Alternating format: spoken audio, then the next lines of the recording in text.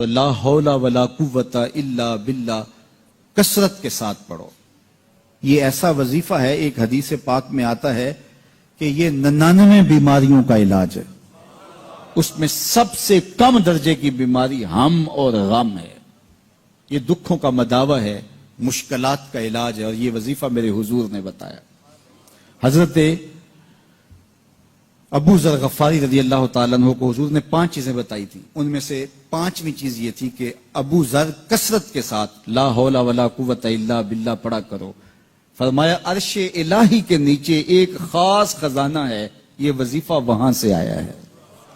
یہ زندگی میں معمول بنا لو، جب پھنس جاؤ، مشکلات میں آ جاؤ تو لا حول ولا قوت الا باللہ پڑھو، اللہ راستے کھولے گا۔